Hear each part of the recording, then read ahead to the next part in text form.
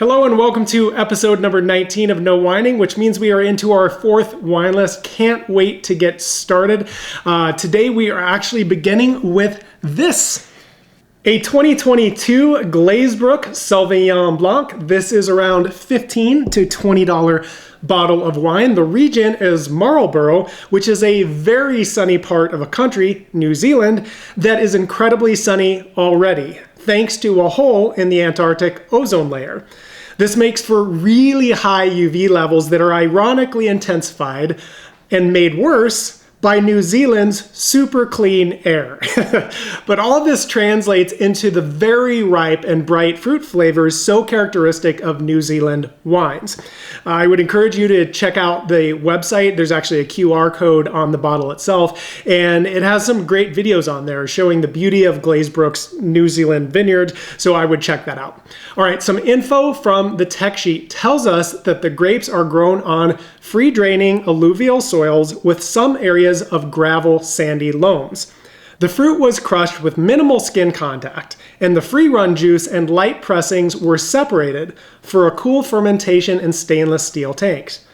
The juice was inoculated with yeast strains specifically designed and developed for optimum aromatic and varietal character development.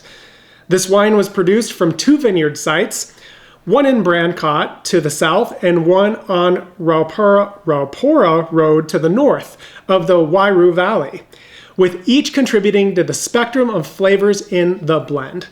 The 7-year-old vines were cane pruned and VSP trellised. VSP stands for vertical shoot positioning, and it's a specific type of vineyard management and trellising sort of scheme, if you will. All right, let's get into the wine.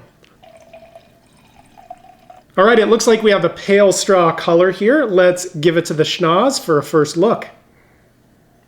Some citrus notes are in here, specifically probably lemon, maybe a little bit of grapefruit as well. There's also some gooseberry that's coming through. Let's dip back in and see what else we can parse out. There's a floral side here as well with like some honeysuckle, but something that's really standing out quite a bit is actually like these vegetal aromas, specifically like almost a green bell pepper, maybe some grass. All right, I think that's it for the schnoz for now. Let's try it on the jaws.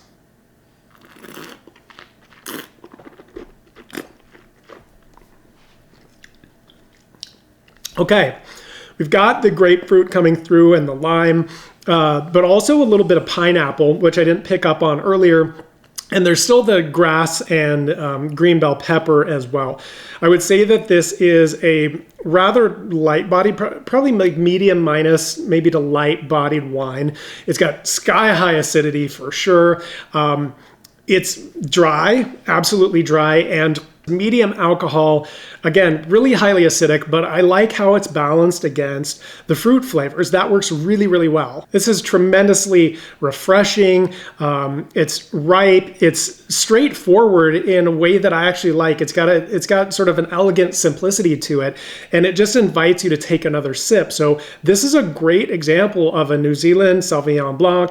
Really, really nice. I'm enjoying that a lot. It's a great way to kick off our third wine list, and we are going to go into our second wine right now.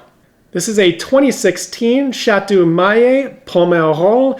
This is around $60. Again, 2016 vintage. The grape varieties in this are Merlot and Cabernet Franc. The appellation is Pomerol within the sub-region of Liébronne in Bordeaux's right bank. Now, Bordeaux is all about red blends. Now, with some exceptions, especially south of Bordeaux itself, in areas like Pessac-Léognan, as well as Sauternes, which is also south of Bordeaux, with its world-renowned sweet white wines. But if we go back to the heart of Bordeaux, up north, the left flank red blends are Cabernet-based, primarily because the soils here are gravel, meaning that they drain really well and don't hold on to cooling moisture. Gravelly soils, however, do retain heat very well, and Cabernet needs sustained heat in order to ripen properly. The right bank of Bordeaux sits instead on clay and limestone soils that don't warm up as quickly and also don't drain nearly as well. So they are much better suited to support varieties like Merlot and Cabernet Franc that don't need as much heat. Okay, so the specific vineyard soils here contributing to this wine are a mix of gravel, sand, and heavy blue clay and iron dross.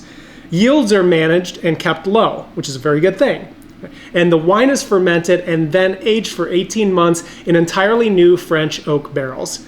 Now here's a fun fact, and something that's very germane to our wine and topic today. 2016 is known as one of the very best recent vintages in Bordeaux.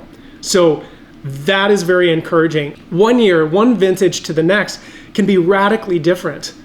The weather patterns, the average temperature, how much moisture, like when the precipitation came, was it really early? Was it really late? Did we have enough of it? Did we not have enough? When did it show up?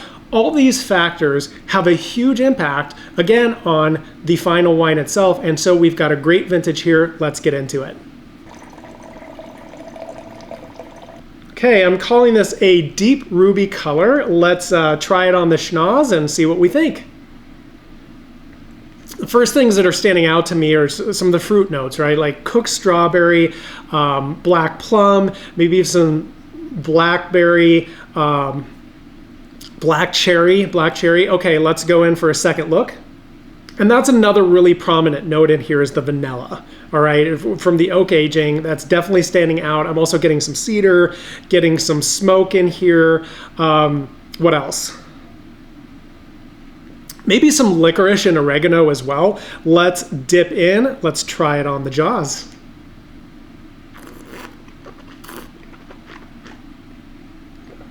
That is really nice. Black plum is in there for sure. Getting a little bit of that cedar, some smoke actually. And the longer it lasts, it's like some cigar boxes coming through. So that's it in terms of like the flavors, but a rather full-bodied wine, for sure medium plus. Really high on the tannin side.